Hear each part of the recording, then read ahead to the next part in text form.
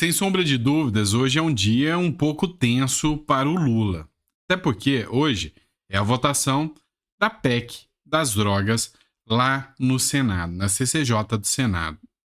Isso aqui causa um certo conflito para o Lula. Afinal, há uma grande parte, mas grande mesmo, parte do eleitorado do Lula que estão doidinha para que libere as drogas. São totalmente favoráveis às drogas. Já tem uma outra parte que sabe que é pauta da esquerda, mas não tanto faz se o Lula liberar ou não. Acontece que nessa votação, o Lula liberou a sua bancada, ou seja, liberou aqueles aliados do governo para que cada um vote ao seu bel prazer. Porque é um tema muito caro à sociedade. E a sociedade não petista como um todo, mesmo aquela isentona, não gosta da ideia de liberar drogas. Então o Lula fez a seguinte articulação. Vou liberar a bancada, cada deputado, cada senador, no caso, vai votar como bem entender. Eu não vou exigir que vocês votem a favor da liberação das drogas. Isso aí começou a gerar uma série de ataques ao próprio Lula nas redes sociais por parte dos seus apoiadores. Querem fumar um beckzinho aí, graças à liberação das drogas. Então o Lula tinha que proibir que esse projeto fosse aprovado. Acontece que o Lula está contando e dizendo aí para o pessoal que é o STF que vai resolver o problema. Lembrando que essa PEC aqui é uma resposta do Senado ao início do julgamento lá no Supremo Tribunal Federal sobre a liberação das drogas. Mas uma coisa é certa, isso aqui sendo aprovado, a criminalização do uso de drogas vai para a Câmara. Na Câmara, sendo aprovado, vai para o Lula. E aí o Lula tem que vetar ou sancionar. Se sancionar a proibição de uso de drogas, ou seja, incriminar o uso de drogas, mas grande parte do seu eleitorado vai se arrepender de ter feito o L.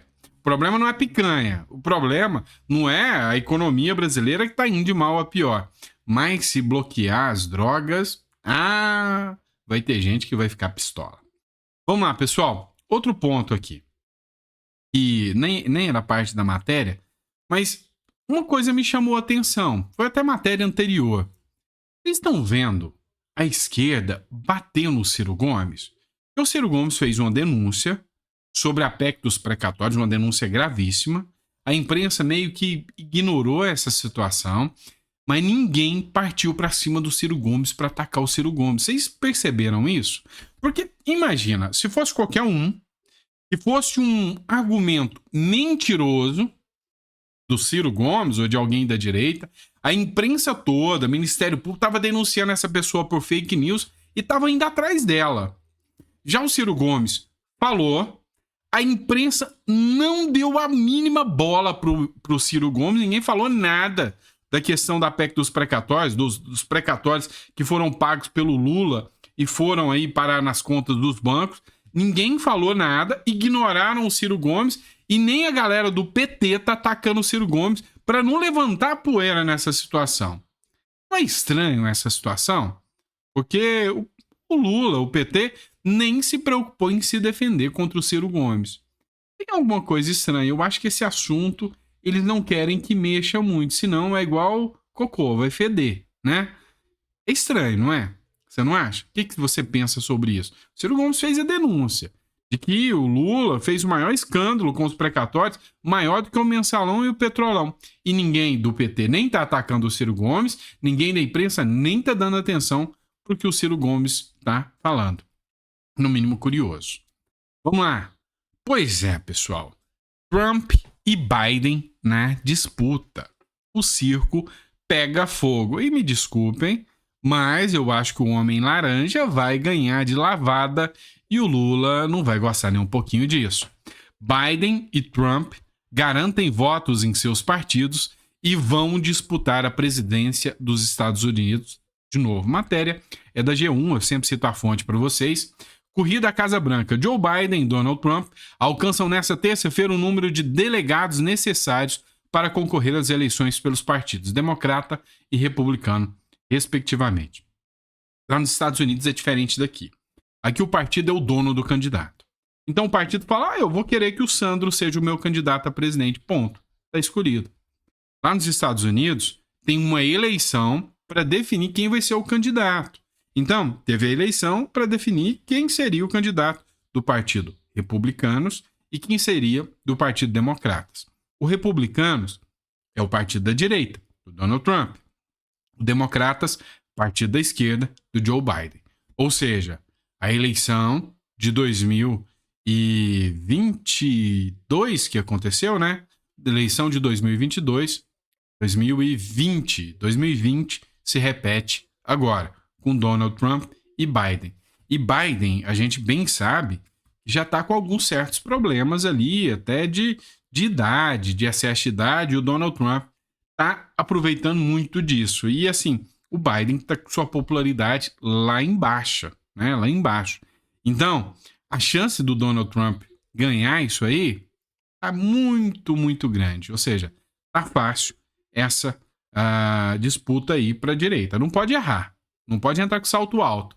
Mas que eu acho que o Lula vai ter que parabenizar o Donald Trump, vai ter. Eu vou gostar de ver isso. Vamos lá, pessoal. O Brasil tá melhor, o Brasil tá muito melhor com o governo Lula, tá? Número de brasileiros que passam fome caiu 39% em 2023.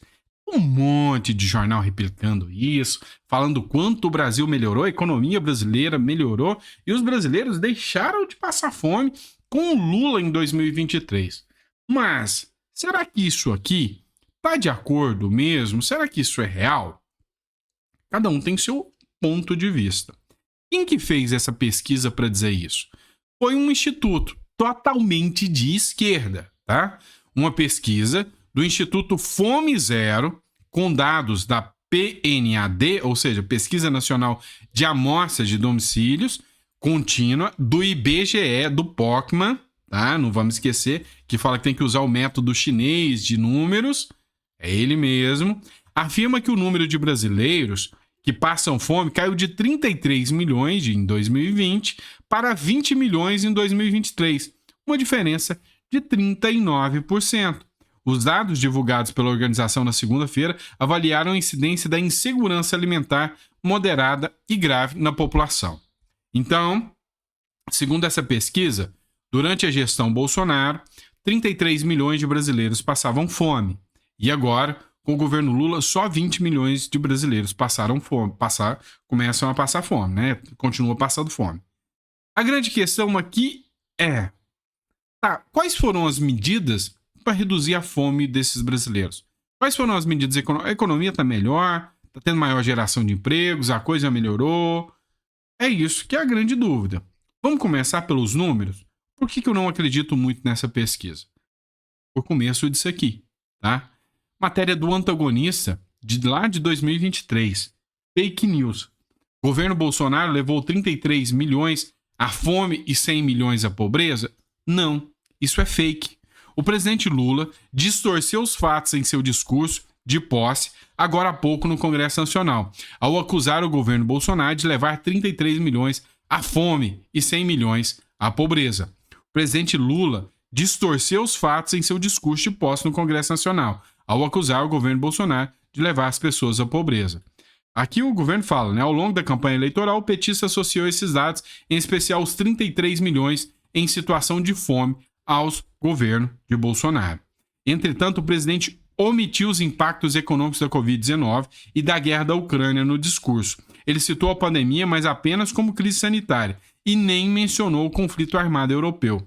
O PIB do Brasil caiu 4,3% no primeiro ano da pandemia, segundo o IBGE. A guerra, por sua vez, impulsionou a inflação do trigo, principal commodity exportada pela Ucrânia, segundo dados do Instituto Brasileiro de Economia. A inflação sobre a farinha do trigo cresceu 1,94% no primeiro mês do conflito. Ou seja, mostra aqui que esses dados de 33 milhões de brasileiros passando fome são dados mentirosos, não são dados que a gente pode levar a sério aqui, tá?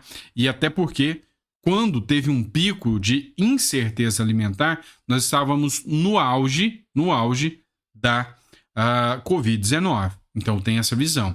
E aí, entre ouvir o Instituto Fome Zero e ouvir o Banco Mundial, eu estou preferindo ouvir o Banco Mundial. Poder 360, Banco Mundial elogia a gestão da pobreza no Brasil na pandemia. Relatório do Banco Internacional mostrou que o país teve uma recuperação melhor que os seus pares no período, ou seja, o Brasil foi um dos melhores países na gestão da pobreza durante a pandemia, que teve uma recuperação muito maior. A pandemia de Covid reverteu uma década de progresso na redução da pobreza na maioria dos países da América Latina e Caribe, mas não no Brasil. A informação foi divulgada pelo Banco Mundial no Relatório Econômico da América Latina e Caribe, eis a íntegra. Ao excluir o Brasil, a proporção de pessoas na América Latina com menos de 6,85 dólares por dia era de 29,7% em 2019. Subiu para 34% em 2020, o primeiro ano da pandemia. Caiu para 31% em 2021 e para 31% em 2022. Os percentuais são menores quando o Brasil é incluído, calculado 28% em 2019, 28% em 2020, 31% em 2021 e 28% em 2022. Então, assim, eu queria ver as medidas, só os números de um instituto de esquerda liberado não me convence, tá? Sendo muito claro para vocês, não me convence. Se tiver um instituto que vai apresentar esses números com maior clareza e que dê maior credibilidade, tudo bem, mas até então não me convence. Não mesmo. Vamos lá. Matéria da Folha de São Paulo. Pois é, o caso do Mauro Cid, o tal do golpe, cada vez está dando mais pano para manga e está dando mais o que falar, né, pessoal? Olha só, por exemplo, aqui, matéria da Folha de São Paulo. Mauro Cid diz à Polícia Federal que não testemunhou o debate de Bolsonaro com cúpula militar sobre golpe. Mas peraí, não era a delação premiada do Mauro Cid, que era o trunfo que o governo Lula e o Supremo Tribunal Federal tinha contra Bolsonaro sobre o tal do golpe? Pois é. O Mauro Cid falou que acompanhou só parte da reunião e que nem viu falar sobre golpe e não acompanhou a parte que eles supostamente tratariam de golpe, não. O tenente-coronel Mauro Cid afirmou à Polícia Federal em depoimento de mais de 9 horas na segunda-feira que não participou até o final da reunião do ex-presidente Jair Bolsonaro com os comandantes das Forças Armadas, em que os presentes seriam discutido o plano golpista. Segundo pessoas com conhecimento do depoimento, o militar diz que participou somente da primeira parte do encontro, quando o assessor para assuntos internacionais da presidência, Felipe Martins, teria apresentado um documento que detalhava uma série de supostas interferências do judiciário no governo brasileiro. Ou seja, ele não participou de nada e aí ela é só uma testemunha que não viu nada. Pois é. Será que começa a jogar por solo o discurso sobre o suposto golpe? Será que é por isso que deputados querem reabrir o discurso sobre a CPI da pandemia? O que está acontecendo, né? Porque está difícil incriminar o Bolsonaro e jogar o Bolsonaro atrás das grades, como o governo Lula quer, né? Matéria do Gazeta do Povo. Pacheco diz que é alvo de fake news por alterações do Código Civil. Pois é. A Gazeta do Povo fez uma matéria dizendo que as alterações do novo Código Civil implementam ideologia de gênero, casamento poliafetivo e outros pontos sensíveis da sociedade. O Pacheco desmentiu, falou que isso aqui é uma fake news, que o novo Código Civil que eles querem aprovar representa avanços para adequar a nova condição da sociedade.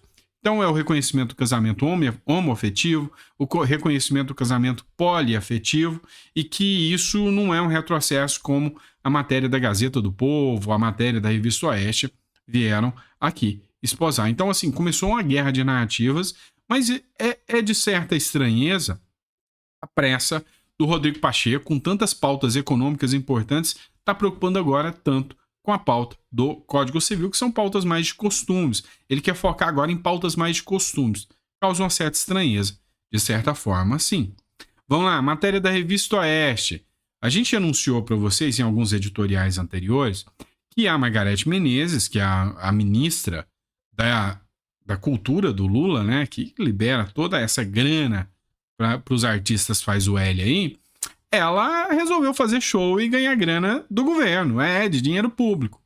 Então, depois da denúncia, deputado denuncia Margareth Menezes ao Ministério Público Federal por shows pagos com dinheiro público. O deputado estadual Guto Zacarias, do União de São Paulo, cara que vem fazendo um trabalho impecável, viu? Excepcional. Gosto do Guto Zacarias. Levou ao conhecimento do Ministério Público Federal a informação de que a ministra da Cultura, Margarete Menezes, fechou os pagos com dinheiro público, mesmo depois de ter assumido o cargo no governo de Luiz Inácio Lula da Silva em 2 de janeiro de 2023. O parlamentar apresentou a notícia-crime na terça-feira e afirmou que a cantora cometeu ato de improbidade administrativa por suposto enriquecimento ilícito. Ela baseou a denúncia em reportagem do Estadão, publicado na semana passada. O jornal mostrou que a ministra se apresentou no Carnaval de Porto Seguro, na Bahia, no final de fevereiro de 2023, com cachê pago pela prefeitura do município. Antes disso, também fez show de pré-carnaval em João Pessoa. Segundo informações prestadas pela própria ministra, o evento era bancado com verba pública, informou a reportagem. Pois é, da improbidade administrativa, não tenha dúvidas. Então, o Guto Zacarias fez aqui uma boa denúncia aí. A pena é que a gente sabe que acaba em pizza. Geralmente acaba em pizza, não adianta fazer denúncia. Mas, assim, pelo amor ao direito e pelo amor aos conceitos básicos da moralidade, né? Então o Guto Zacarias tem que fazer. Do papel que ele exerce, do dinheiro público que ele recebe, ele tem que fazer. Mas a pena é que a gente sabe que não vai acabar dando em nada. Pessoal, eu não vou colocar a imagem que foi publicada aqui pelo Correio Brasiliense para não tomar indenização também. Mas a ex-primeira-dama Michele Bolsonaro foi condenada nesse domingo, dia 10 de março, domingo, tá? Pelo Tribunal de Justiça do Rio de Janeiro, a indenizar em R$30 mil a filha da atriz e modelo Leila Diniz, que morreu em 1972. E pediu-se que ela fosse condenada por uso indevido da imagem da atriz, tá? Michele publicou em suas redes sociais em fevereiro do ano passado uma fotografia de Leila em um protesto durante o regime militar em 1968. A postagem mostrava o rosto de Michele ao lado da fotografia em questão, que também mostrava as atrizes Eva Todor, Tônia Carreiro e Eva Vilma, Odete Lara e Norma Benguel de mãos dadas. O objetivo da publicação era celebrar a conquista do voto feminino. Então, olha só, a Michele Bolsonaro fez uma postagem comemorando a conquista do voto feminino, uma mulher fazendo uma postagem com a conquista do voto feminino, e aí a Michele foi processada e condenada a pagar R$30 mil de indenização por ter usado a imagem da atriz. Alguém mauzão da direita usando a imagem de alguém poderoso da esquerda. Fazer o que, né? É assim que funciona. Cabe recurso ainda, ela vai recorrer. E aí, tem até outro caso também, né? Eu sou fã do Renato Russo do Legião Urbana. A família do Legião Urbana também está processando o pessoal do Bolsonaro porque eles usaram aquela música, Que País é Esse? Uma música que eu adoro. Que país é esse? E aí estão processando para que eles não usem as músicas do Renato Russo. Não sei se o condão aqui é político ou se o condão é só comercial mesmo. Mas, enfim. Vamos lá, pessoal. Ó, tem uma denúncia aqui de que a Polícia Federal não identificou eventual crime praticado por Capitão Assunção, tá? Isso aqui, quem fez a publicação foi o Darcio Bacarense, escreveu o seguinte: uma covardia sem precedente. A arbitrariedade praticada contra os conservadores do país são incontáveis, e não me surpreenderá que comecem eliminações físicas. Estamos alertando há tempos. O Capitão Assunção teve sua casa aviltada, sua família aterrorizada pela polícia do regime, mais tarde foi sequestrado de sua igreja e mantido em cárcere sob acusação de atentar contra o Estado Democrático de Direito. Agora sai o relatório da Polícia Federal com a informação de que não existem contra ele qualquer indício de prática criminosa. E agora? Então, assim, o que aconteceu com o Capitão Assunção? Não foi liberado o motivo da prisão dele até agora, tá? Na mídia. A defesa não se manifestou se conseguiu acesso ou não. A Câmara, ou melhor, a Assembleia Legislativa do Espírito Santo derrubou a decisão. O Alexandre de Moraes, ministro supremo, acatou. Mas, assim, segundo informações, seriam postagens no TikTok. Ninguém sabe qual é ou qual foi. E a própria Polícia Federal, segundo informações do Darcio Bacarense, aqui não sabe dizer qual foi o crime que ele cometeu para que a prisão tivesse sido determinada. Então, assim, precisa ser formado em direito para falar que algo de errado não está certo? Não precisa, né? Não precisa. Então não precisa ser advogado para poder falar isso. Por fim, mas não menos importante, vamos falar ainda do ataque do Lula à imprensa, né? Matéria do Estadão, Fabiano Lana: investidores egoístas podem ajudar a sociedade, mas Lula segue com sua visão socialista da economia. Lula é um ignóbil econômico. Não tenha dúvida disso. Lula não tem noção nenhuma de economia. Atacando o mercado, ele só afasta investidores. E aí quem sofre é o povo brasileiro. Não tenha dúvida. Eu achei interessante uma citação aqui do Adam Smith, tá? Que o Fabiano Lana citou. Que capitalistas e investidores são pessoas gananciosas e muitas vezes prisioneiras do seu alto interesse é um consenso, mesmo entre os defensores do sistema de livre mercado. Vem cá. Você acha que o empresário é egoísta? Ele é ganancioso? Você acha isso? Se você disse não, você está errado. Porque ele é sim. Mas ele tem que ser sim. Porque ele encara aquilo que os outros não querem encarar, aquela luta que os outros não querem fazer para poder ter lucro. Só que tem um detalhe. O lucro dele é dividido. Porque os seus funcionários também terão o seu salário. E o salário é o lucro obtido da mão de obra vendida do empregado. Então, se eu tenho um cara mauzão, vamos lá. Eu tenho uma loja, por exemplo, vou citar Araguari. Araguari, por grande tempo, a sua economia baseou muito no Mataboi. Tá? Mataboi é uma empresa de frigorífico gigantesca que tinha lá. Na época, acho que 3.800 funcionários. Você acha que o patrão deles, o dono da Mataboi, ou sócios da Mataboi, fariam a Mataboi só por mera conveniência, por mero altruísmo, se isso não desse lucro? Lógico que não. Mas são 3.000 e tantas famílias que se beneficiam com isso. E aí ele citou o Adam Smith. Ficou, de certa forma, célebre o aforisma de Adam Smith, do século XVIII, de que não é boa a intenção do padeiro que o faz o pão tornar melhor e mais barato, mas a concorrência que obriga-o a aprimorar seus produtos. Caso não o faça, os consumidores irão preferir comprar pão na padaria vizinha e ele irá à falência. O mercado se autorregula. Então, quando o Lula ataca o mercado, ele ataca o padeiro. O padeiro. Porque o padeiro, ao fabricar o pão, ele tem que fazer com a melhor qualidade, para ter o seu melhor lucro, porque ele precisa vender. E se eu tenho um pão caro e ruim, e o meu vizinho do lado tem um pão bom e barato, eu vou comprar no meu vizinho. E vou falar para minha mãe comprar lá, para minha irmã, para minha tia, para minha esposa, para todo mundo comprar lá. E aí aquele cara que vende o pão bom e barato vai vender muito. O cara que vende o pão caro e ruim vai falir. Pois é, não é o altruísmo, não é essa falsa mentira que a esquerda fala que é altruísmo, porque são canalhas, gananciosos, que só pensam no dinheiro também. Só que o problema é que o investidor, que o empresário, ele consegue dinheiro fruto do seu suor. E o socialista, canalha, consegue o dinheiro fruto do suor do empresário também, roubando ele com os impostos. Essa é a grande realidade. Então, hoje, infelizmente, o Lula tem uma visão socialista da economia fadada ao fracasso, mas quem vai passar fome é o povo brasileiro. A gente viu isso no anúncio do ministro do Lula, que quer atrapalhar as empresas de aplicativo para salvar o Correio, portal de empregos ali para os aliados, para os companheiros. É uma vergonha, né? Cito Boris Casoy. É uma vergonha. Tá certo? Obrigado, pessoal. Fiquem com Deus. Vejo vocês no próximo editorial.